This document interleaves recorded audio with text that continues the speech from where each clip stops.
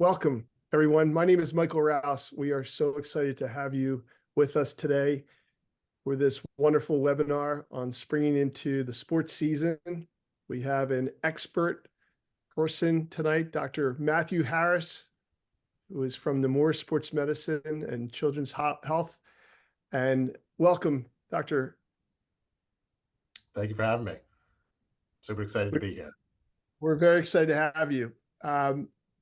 I know, Doctor, you've been with Nemours since 2011. Could you tell everybody about yourself? I've been in the pediatric sports medicine community for about 13 years now. So very, very fortunate enough to kind of see a lot of young kids. Really helps my day. A lot of youth and brings a lot of joy to my heart, which is nice. But yeah, I've done a lot of kind of seen a lot in my time here, and have really kind of grown into stepping into the role of helping kind of families navigate the youth sports community as it is, and kind of providing advice when I have an opportunity to. So I'm super excited to be here, and hopefully it can help kind of provide some insight. Well, thank you, Doctor. Like you said, today are going to go over some tips and great advice from you to really keep our young athletes safe. And we're also going to be talking about really what youth sports should and shouldn't be doing, and how it's really shifted in a certain direction and what you're seeing today. But also really try to help us as parents navigate through some things to look out for and things to get right. Um, I know for me, as a parent of four children who are 4, 8, 10, and 11, we're right in the deep end, trying to navigate through uh, as trying to make the right decisions as our kids are trying different sports. And I know, Doctor, you have two young children yourself. Yep. Yeah, but my son has just gotten into the sports world, which is great. My daughter is coming along soon. She'll be joining, I'm sure, something. She's more into dance than anything right now. So, but I see some potential for her of going into sports for sure. Well, for myself, I grew up playing a number of different sports, and collegiately, I played tennis and had the opportunity to play hockey and tennis, pretty much all my life, in addition to other sports. And I think I mentioned to you before we started that as I was, 12, 13, 14, I was getting ranked nationally, but I was getting my clock cleaned. But go back to my regular sports, that would happen every season. And then, but I stuck with the tennis. And then as I started to get a national ranking and started to get better, when I was 16, 17, 18, I was starting to beat a lot of the players who were top ranked. And I couldn't understand why. I kind of felt like I wasn't worthy. And I realized that they were so burnt out, and they also had a lot of injuries because all they did was play tennis year round. And they were coming from California and Florida and Texas, where you can play outside pretty much all the time. And so I'm very excited about tonight's presentation because of what I saw that was happening in the late 80s, early 90s in tennis is now happening in every sport. So why don't we get started? Yeah, absolutely.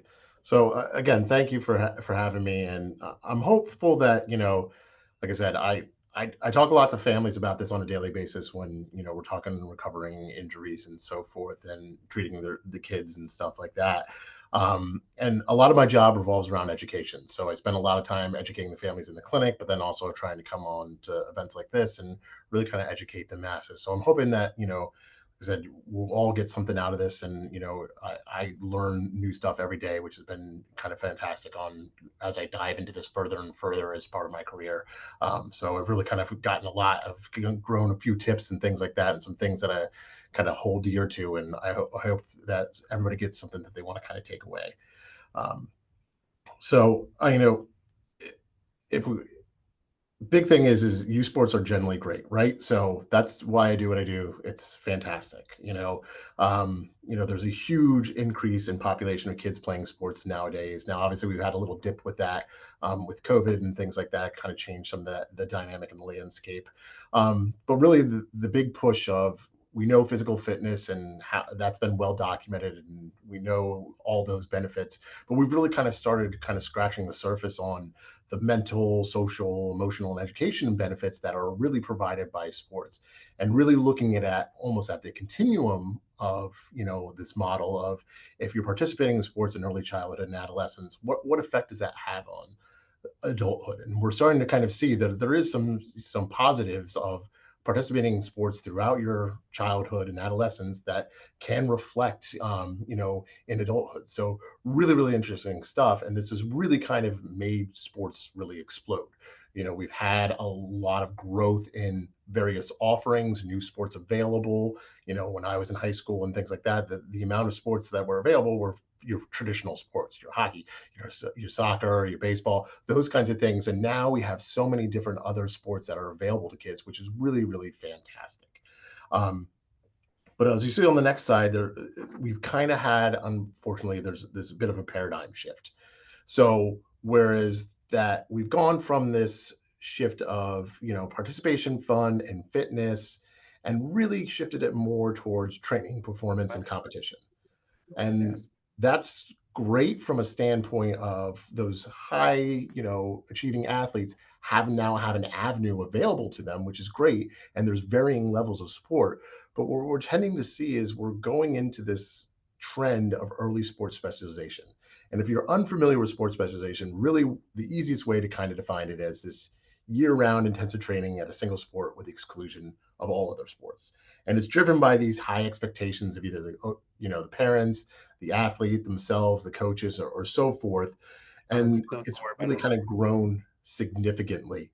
Um, and right now it's estimated that about 10 to 30% of kids in um, the US specialize in sports between the ages of 12 and 14.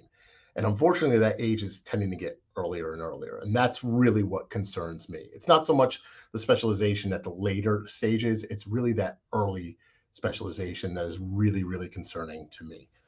Um, and so the concerns I really have with early specialization really kind of are focused on this reduction of lifelong athletic participation.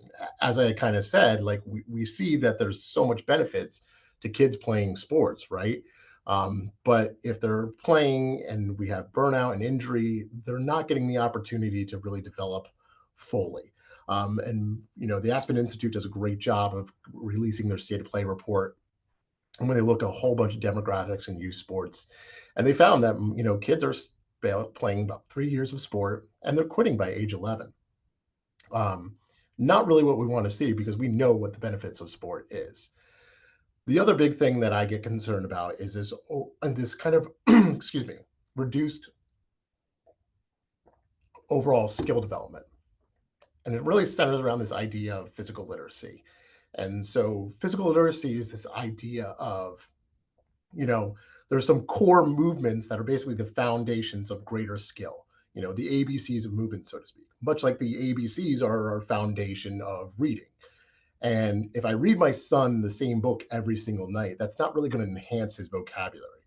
And the same thing goes from the physical field. If we do a variety of different sports, we're really actually going to enhance our ability to complete greater sports skills.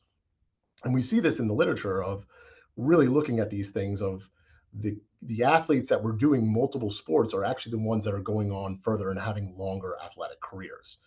Um, and then the other big thing, and the big thing that I really get concerned about, is this potential increased risk for overuse injuries. And overuse injuries is a big part of what I see in the clinic. It's becoming really, really common. you know, Half of all pediatric adolescent sports injuries are due to overuse. And really the big concern is this is something that can be prevented, right? There's a lot of talk about concussions and things like that, where overuse injuries is one of those things that we can do things to really prevent them from happening, but we don't do enough, and there's really opportunities for us to do that. And an overuse injury is really kind of stems from this fact of you have too much load for what the body can handle, and there's this absence of rest. And we see this as the trend is going to more towards that competition and training. We're not adequately structuring our training appropriately for a variety of ages, especially for our younger kids. We're taking college age programs and trying to scale them down when it may not be the best thing for our athletes. And especially this is a concern because kids have these inherent periods of risk because of the normal musculoskeletal development. So when we have periods of growth spurts and things like that, that results in changes in coordination and changes in muscle length. That can place us at increased risk for overuse injuries. So these are all things that we need to kind of address. And so how do we minimize? What can we do to minimize overuse injuries? Well, it's multifactorial. Unfortunately, there's not one thing. But if I had to pick 5 things, if I said, okay, what's your top 5 things that we can do? This would be it. Okay. So one, prepare. Obviously you don't want to go in cold turkey, right? You want to warm up and cool down are integral parts of normal training regimes. You want to go gradually. You don't want to start. It's not a 0 to 60 game. It's a long-term process. We want to incorporate variety, especially for those younger kids, right? We're not doing the same things over again. And then I can't stress it enough. There has to be some component of rest within the season, within the year for these athletes. Regardless of what level of sport you're playing, there is some period of rest built in. Now, obviously, our professional athletes have it a little bit more structured. It's a little bit different, and their in season is a little bit higher, but we really, really want to encourage rest at some point throughout the year.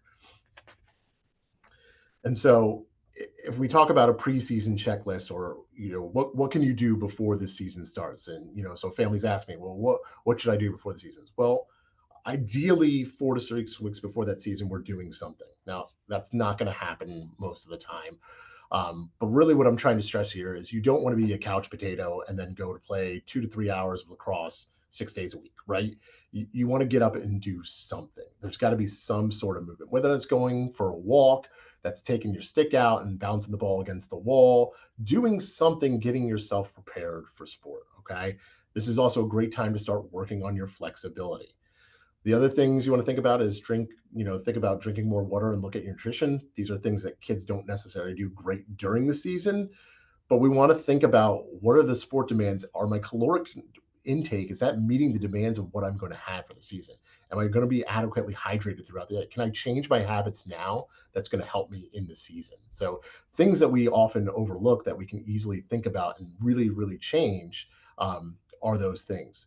The other thing we want to think about is the climate, right? So, you think about the traditional high school where they're doing the, camps in August.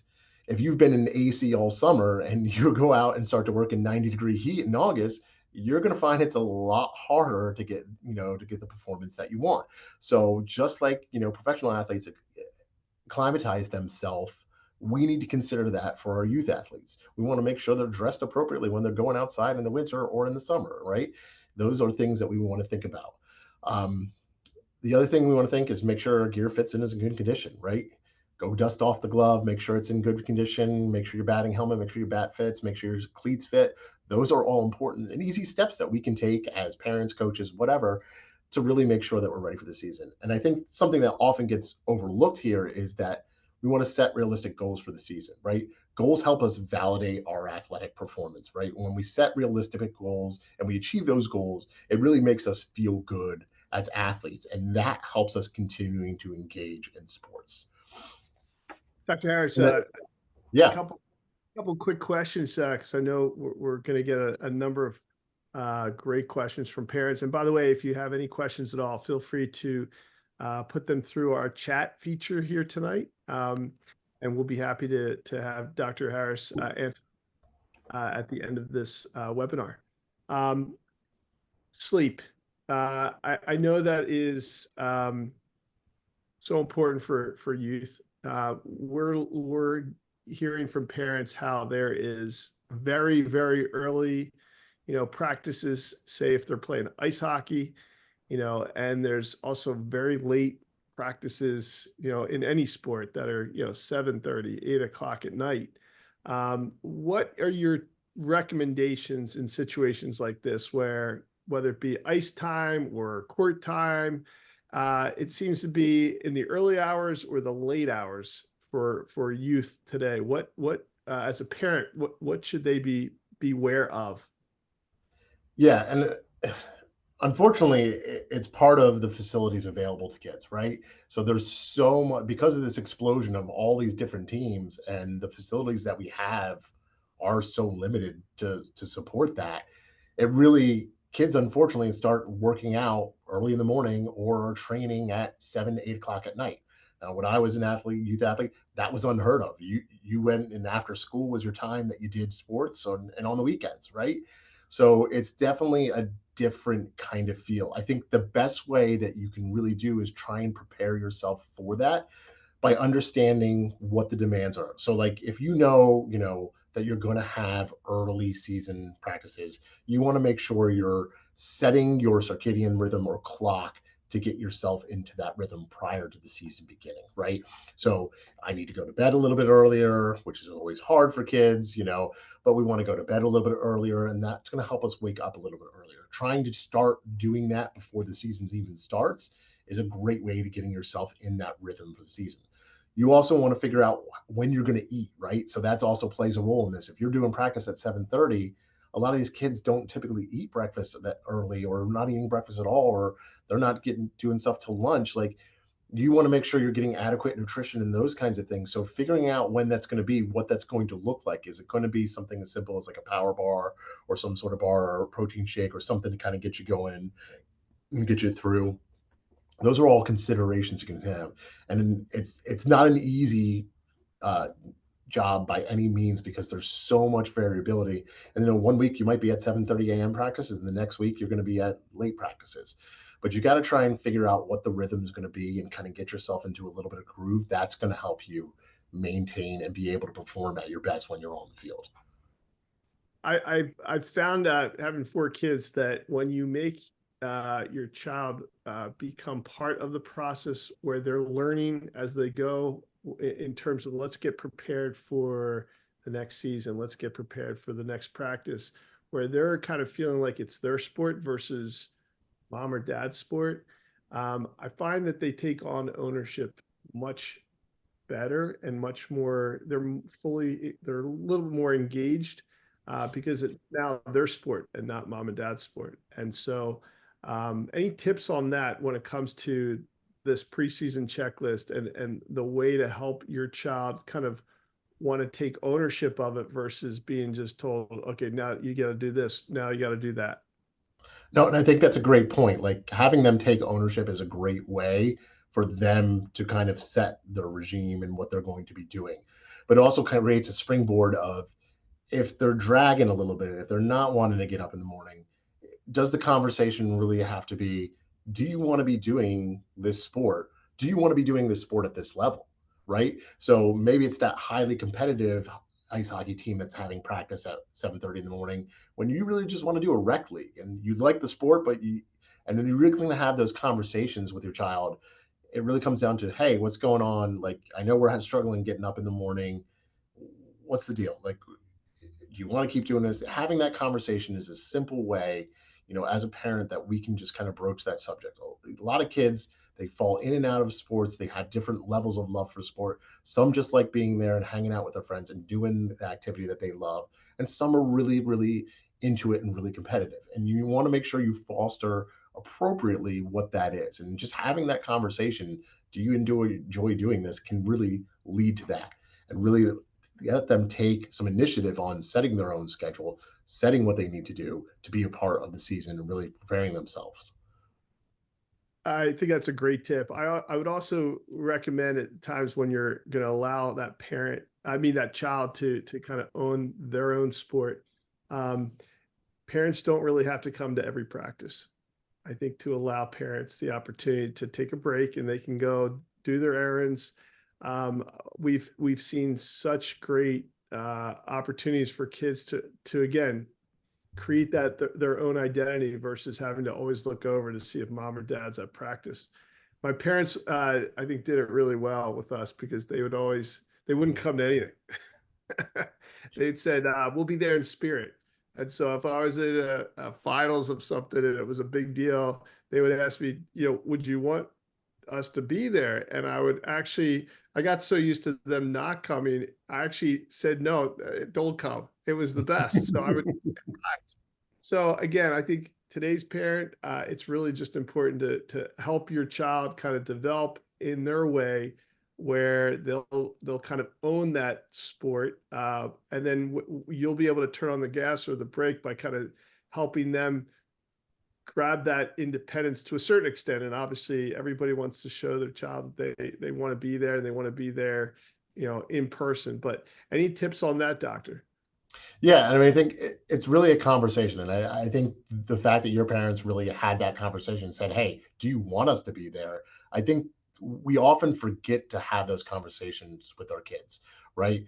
We get so excited and watching them participate and things like that, and it's great, right? But do they really want us there? And sometimes, the sports schedule is a little bit crazy. So, my son's playing flag football and baseball right now, and trying to navigate that and all the other things that the commitments we do is a little bit. So if there's an opportunity where one parent can take and drop off and have that little opportunity in a few minutes, that goes a lot of ways for the parent's sanity.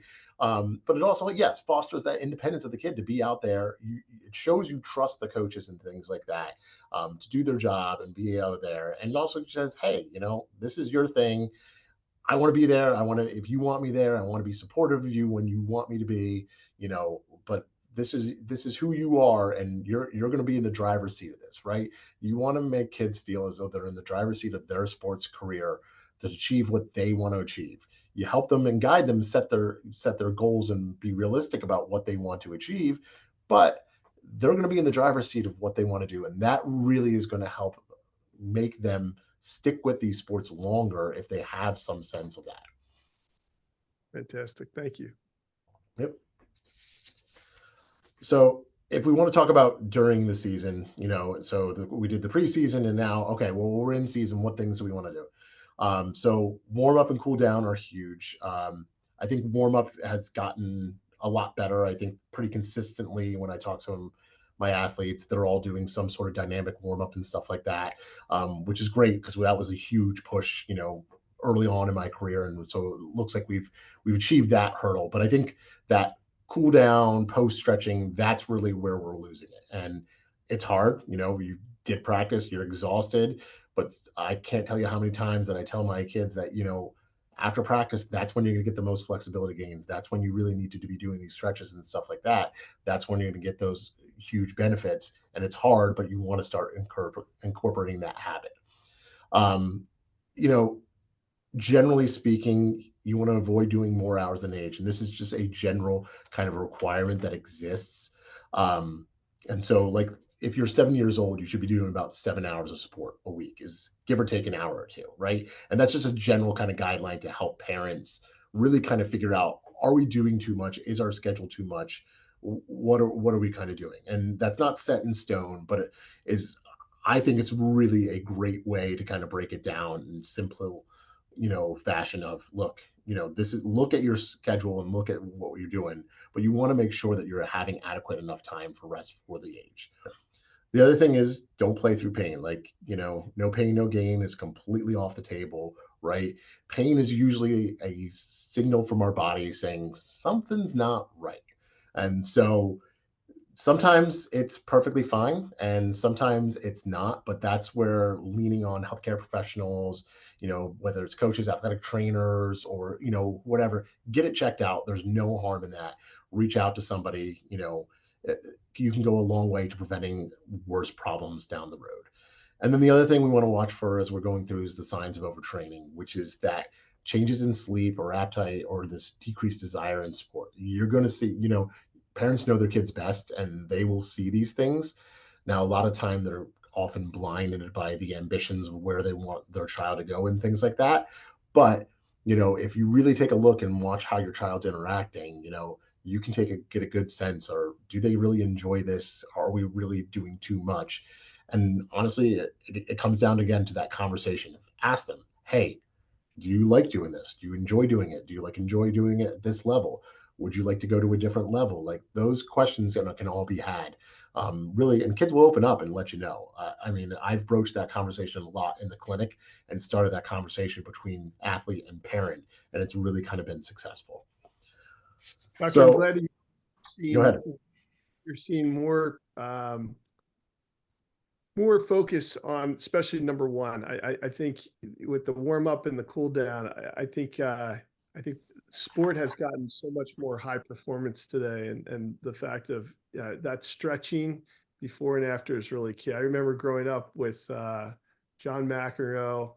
You know, at one point I remember reading in Tennis Magazine that he didn't stretch, and so Mhm. every tennis player out there didn't stretch because John McEnroe said this. And then when you go into the 90s with like Allen Iverson, who would say, you know, practice, I don't practice, so I think, uh, thank goodness the chapters have changed. And now you have truly these elite athletes. If you look at the top of the top athletes today, they are taking their dietary, their stretching, their performance, and their actual recovery very, very seriously. Would you agree? Yeah, absolutely. And we could make the argument, well, they have a whole team around them, but realistically, what they're doing, yes, they have greater access to all these things, and it's part of their job. But the things they're doing are no different than what we can do, right? So, if you watch, if you've ever been to a sporting event or you've been to like the Eagles game and stuff like that, and you watch the preseason, that pre-game walkthrough, it's very lengthy for a lot of those athletes, right? That's because they know how important it is to get their body prepared for that event, right? They have to go through a certain amount of things to go through.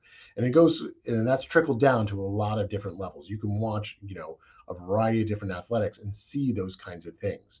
Now, they obviously have a little bit more access to things, but the things that are doing, families and athletes, younger athletes can do easily, right? Dynamic warm up can be done anywhere. Those things, those stretches and stuff like that can be done anywhere.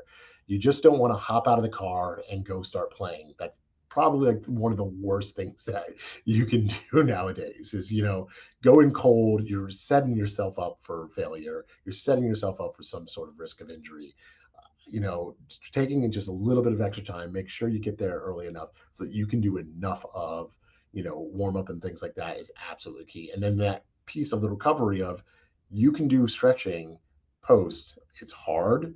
It takes a lot of time, especially when you're tired and hungry and you're having practice at 8 o'clock at night. But if you take that 15 to 20 minutes at the end of the day, at the end of practice to just do some stretches and cool down, you're going to find your athletic career to be a lot longer and less injury ridden. When I was growing up, I loved following sports, and I also loved following how people prepared and trained. And living in Philadelphia, had an opportunity to watch how professional boxing athletes would prepare. And the jump rope was a key component of footwork and also just getting that heart rate going. And so that was one thing I adopted at an early age when I was around 12, to just to get that stretching and just to get that heart beating, where it's a little bit of a warm up. You can just do it right there in place. It's a $10 item that just allows you to kind of get that momentum going. And would you say that's a good way to do kind of a warm up to get the body warmed up? Yeah, I mean, I think realistically, any sort of calisthenic kind of type activity is a great way to start. So jump rope, just simply going for a jog and things like that, and that's part of the warm up piece. The other thing is you want to make sure you're doing sport specific type movements that you're going to be doing during the game, right? So that could be simply if you're a soccer athlete, like you're going to go through your dynamic warm up, you're going to go maybe run up and down midfield a couple times. You're going to start to go slow and then do a couple sprints here and there. All right. So you're bringing that speed up. Then you're going to go start doing some footwork, right? You might pull out a ladder and do an agility ladder and start doing some of that stuff. You might just be doing some simple ball dribbling skills. All of that is preparing your body for what you're going to be doing during that activity.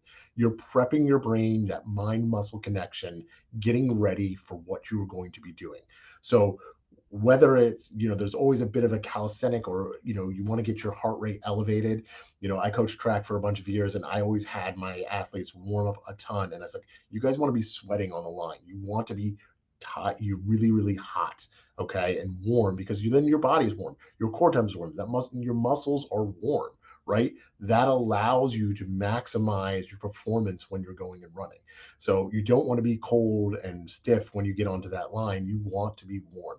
And it goes for really any other sport, is you want to prepare yourself for what you're going to be doing, whether that's, basketball, we're doing layup lines and things like that, getting ready. You can think of it really breaking down the activity itself in different components, really what you're doing at practice, and make that a part of your pre-competition thing. Great. Thank you. Yeah. And I think, so lastly, I mean, I have a few resources that are available. There's a ton of resources out there that exist. The Aspen Institute does a really great job of their, state of play report. The Stop Sports Injuries is a huge thing out of the Andrews Sports Science Institute down in Birmingham, Alabama, has some great information. National Athletic Trainers Association has some great stuff available.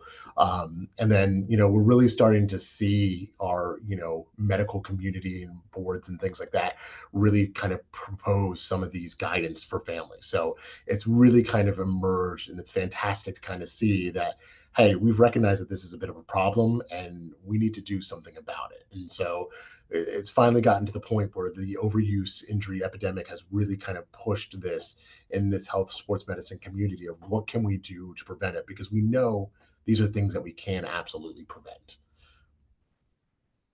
Doctor, we've got a few questions if it's okay to answer. Yeah, One, absolutely. one of them is about what is the appropriate age to specialize in a sport? When it sounds like, we've talked tonight about the importance of kind of multi-sports. If you could talk a little bit more about that, and then at what age is the right age to actually do soccer year round, or tennis, or golf, or any sport at all, when a child is doing this 12 months of the year and no other sport? It's a great question, and so that's a bit debated. If you ask me, I generally say about high school, right?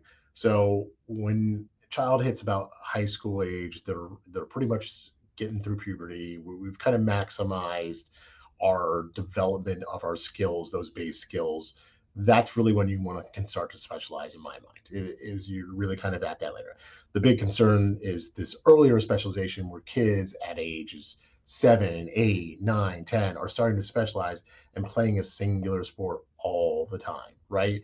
And that's not to say that you can't have your favorite sport. And if you love soccer and you want to do soccer year round, great, do soccer year round, but do something else in between, right? There's other things you can be doing that will help develop your skills for soccer, whether it's, you want to be doing basketball, you're going to work on your agility and those things. So finding ways to do that, especially with those younger kids, is absolutely critical, because it's going to help develop those different movement patterns where you're working in those muscle groups, but we're doing it differently. We're not doing the same thing over and over again, which is going to lead us to that overuse. Okay. And that actually helps us develop our athletic skill. There's a graph I've shown a lot on some of my presentations where it looks at the top NFL draft picks for the past few years. And 88, 90% of them were multi-sport athletes through high school, right? So these are like the best of the best, the top athletes that you can kind of consider. And they were multi-sport athletes because they could see the benefit, and that really enhanced their athletic career. Starting early doesn't necessarily mean that you're going to have this long-term athletic success. You might get good really at a really young age. You might be the best 7-year-old that ever existed in soccer. That doesn't mean that you're going to make it to the EPL, right? That's not the way it works, right? There's a lot of other factors that go into it. So really trying to encourage the younger athletes to dabble, do sports sampling, as we call it, do a variety of different sports, really find what works for you, and be able to use different movement patterns to help prevent yourself from burning out or getting injury down the road. In 2019, we won an award from the Aspen Institute. We were considered the champion of play, which was it was a worldwide kind of nomination process, and they only selected one organization, and that was ESF, which we were really blessed to receive. We were the only summer enrichment program that's ever won it. They visited us about 47 times, different locations, to see were we really what we said we were. And I think one of the greatest things that they saw was how we really are trying to allow kids the chance to play, to learn a sport, but learn multiple sports. And the reason why we have this really great sports camp, which we call Sports Lab, is because of our coaching staff is great. They all specialize in about 10 different sports. And our sports lab is really focused in on introducing our campers to 10 different sports. They don't get a chance to play just the one sport only all day, all week long. They actually get a chance to play all 10, two a day.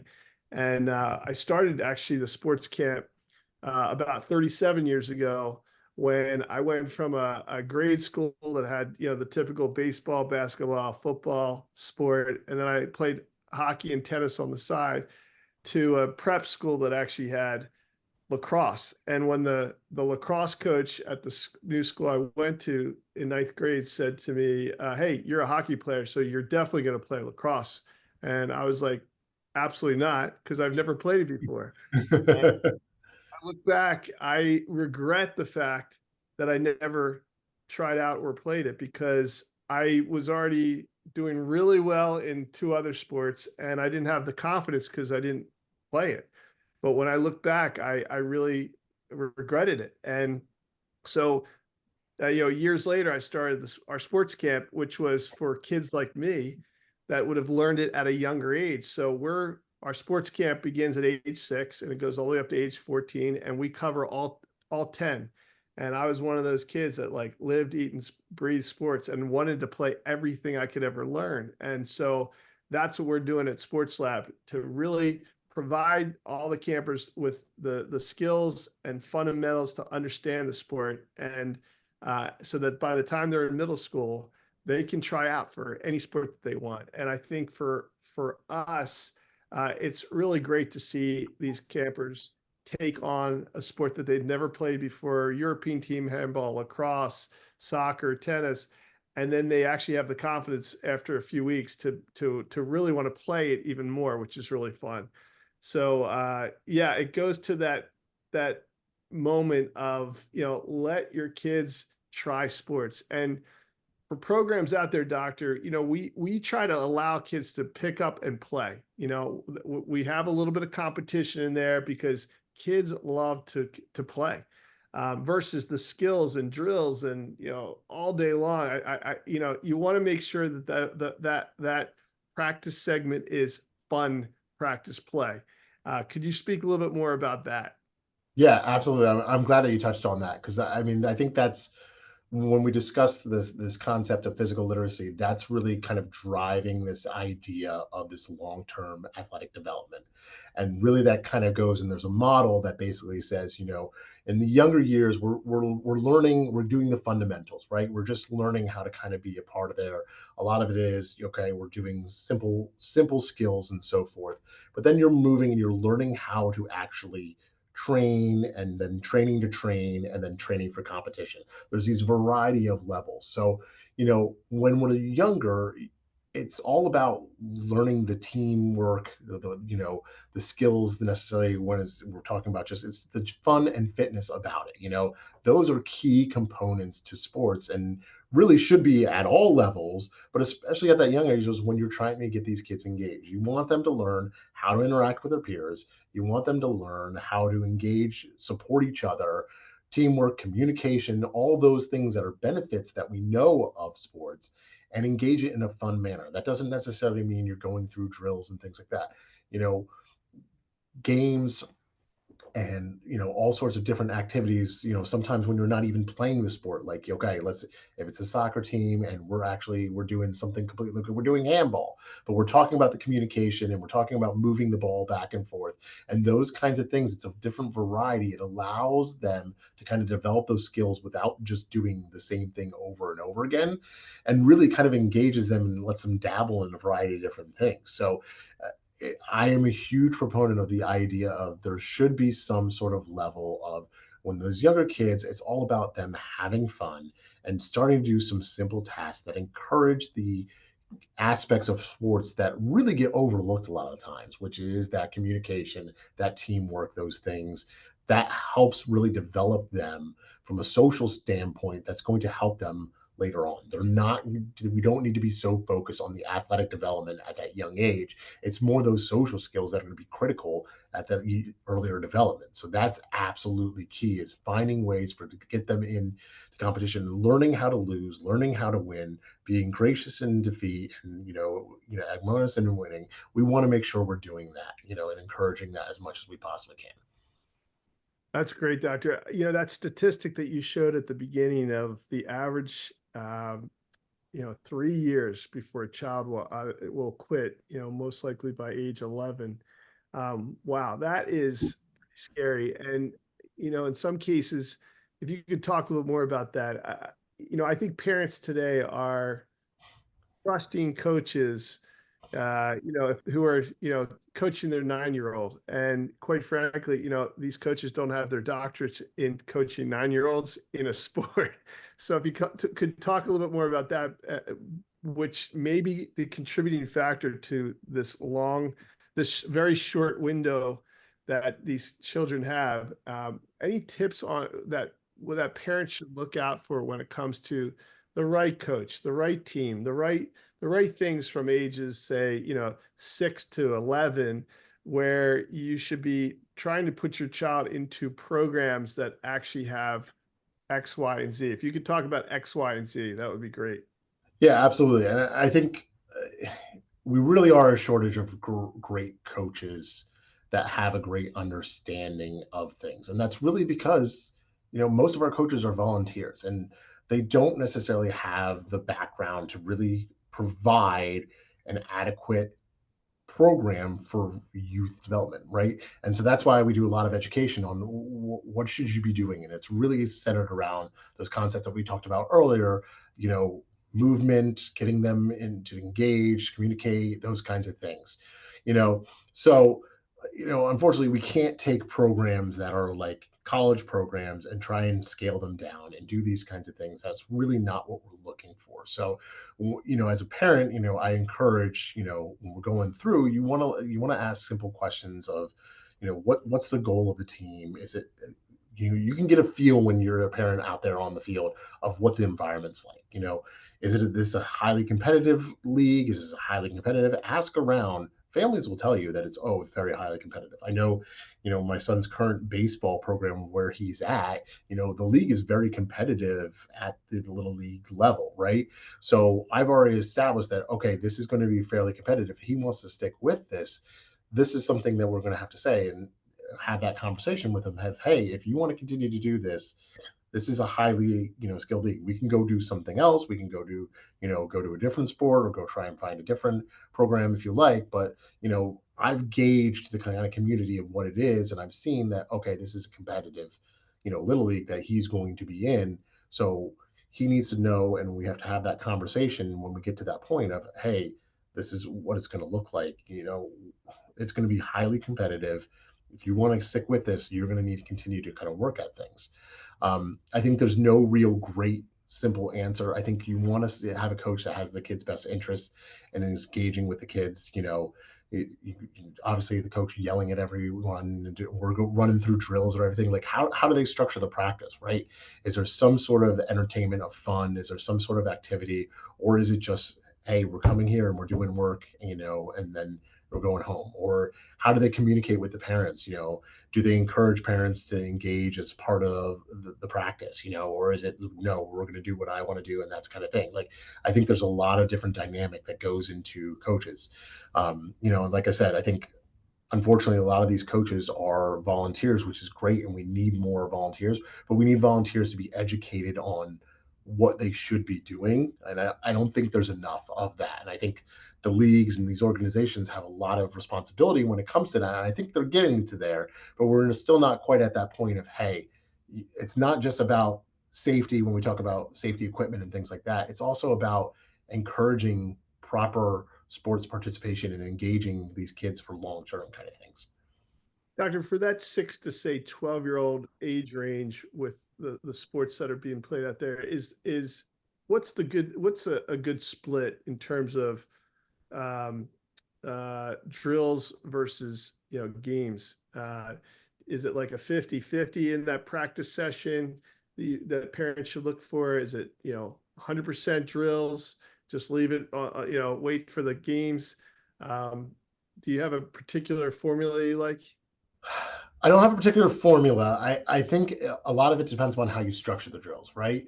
So is it we're just doing drills just to do drills because that's what we do? Or is it you're doing drills with a purpose where you're talking about how this affects into the game? And I like to take something, and when we do things in the clinic, we isolate a movement, we start to kind of break it down and try and fix whatever problem there might be.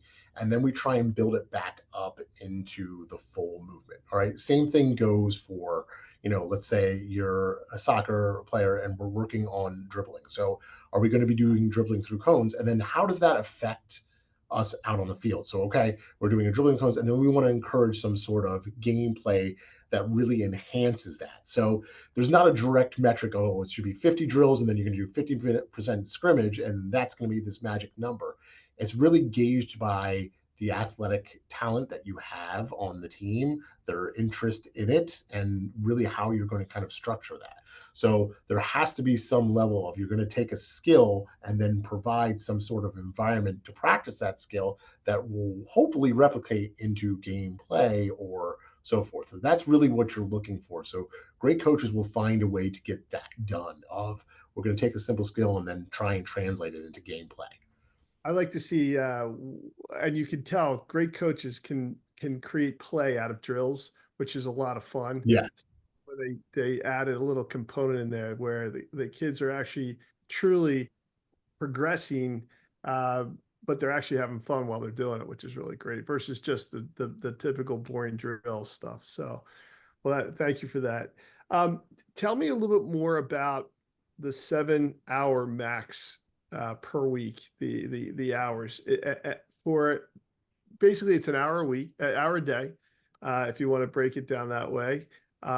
What happens if there's a a child that is actually playing multiple sports in the same season? What are your recommendations there? Yeah, I think again, it's more of a general kind of guideline, and I think it's a good starting point to have as a conversation between you and your athlete, right?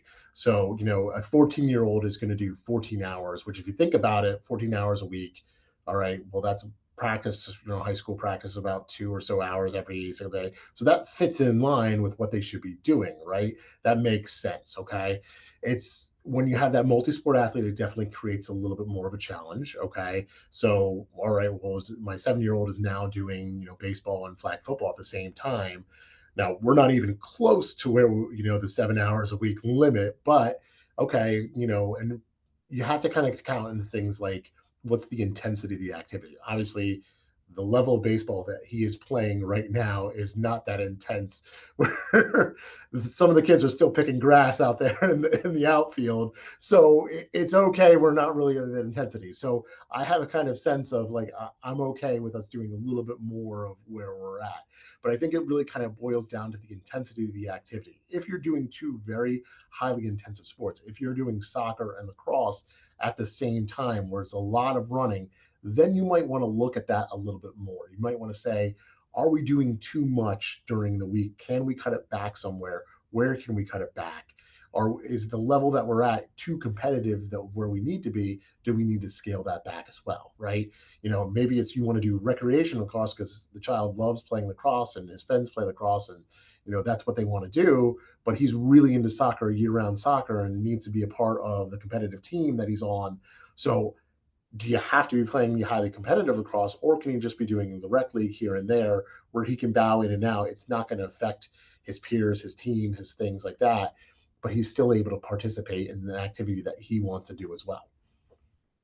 And on the recovery side, what would you say in terms of the sleep piece? The sleep pattern plays a big part into helping, your child's body kind of recover every day. And would you recommend, for instance, if a parent has an early ice time, or a child has an early ice time, or a practice, is now going until 7:30 when usually your child is in bed by 7:30? Like what would you do to recommend just so that you don't lose that sleep? Yeah, and I think it's really really hard, especially on those where the schedule is late night and then early morning, and especially like we talk about weekend tournaments and things like that, where it's a long kind of day. I think trying to encourage kids to get rest where they can, and sleep is absolutely critical to athletic performance and getting enough sleep. The good news is if kids are fairly active enough, they should be sleeping pretty well, right? You want to tire them out enough that they're going to be going into bed and getting some restful sleep, but you want to make sure you're structuring their schedule so they have enough sleep. Naps are great when we have those tournaments and things like that to really try and encourage your child, even if it's just some down chill time, right? If you're not one of those kids that can really take a nap or really rest during the day, kind of thing, if you can have some downtime, some chill time, that recovery period can be critical, especially when those long tournament weekends, on that off hour that you're not doing a game or something like that, taking that rest can be absolutely critical. But you want to try and structure your child's sleep schedule as best you can to meet their needs. What is their normal needs? Obviously teens never really get enough sleep. Kids don't ever really get enough sleep. We would always love for them to be getting more so they're well rested and things like that, but trying to give an opportunity to make sure that they're getting the sleep that they need. And that may be you have to structure and pick and choose, late practices. Hey, we need to pick up a little bit earlier or things like that. You may need to adjust, looking at it and discussing with the coach, be like, hey, we got a lot going on. We can't necessarily stay the whole practice.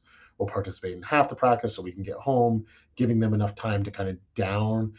It's also hard on those late practices. You're amped up, so you need to have a little bit of downtime. So make sure you're building in that little bit of downtime coming off that. That'll help them sleep a little bit better if they have that downtime after a late night practice. Fantastic. Doctor, another great question just came up, and that is, what are the top three injuries that you're seeing in youth today, 6 to 12 years of age, and how can they be avoided? Well, it's a bit of a loaded question because it's very seasonal. So right now, I have a lot of youth baseball players coming in for elbow pain, shoulder pain, those kinds of things. I would say if you had to do the list of, okay, what are your top injuries? So knee pain is probably number one of what we see, and we're not talking about like ACL, that kind of stuff. We're talking about just overuse knee pain a lot, especially for like our 6 to 12 kids. I'll see a lot of Osgood slaughters, you know, those kinds of things, Sever's apophysitis, those kinds of things in our younger population that we'll see. Um, Shoulder pain, those kinds of things. But it's very, very seasonal with what we go. I would love to say, you know, there's a top three of, but it goes into ebbs and flows, which is always good for me because I get a little bit of everything. But but it's definitely seasonally related, and you can kind of point back to the specific sports that are going on. And do you recommend heat versus ice? What's the formula when it comes to if a Yes.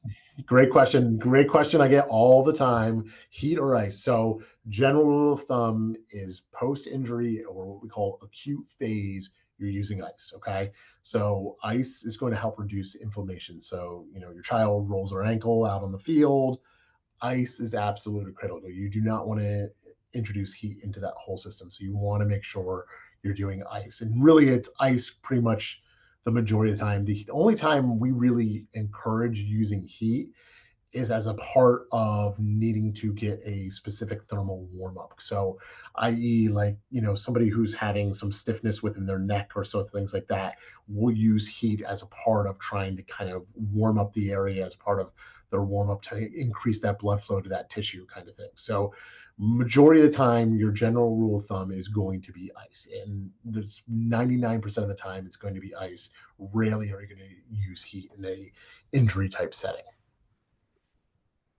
Thank you for that. Appreciate Yeah.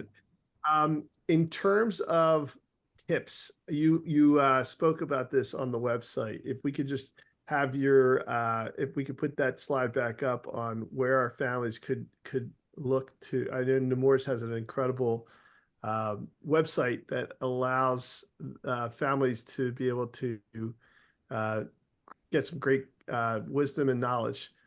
Yeah, Kids Health is a resource that Nemours runs, Nemours Children's Health, and has a variety of different resources.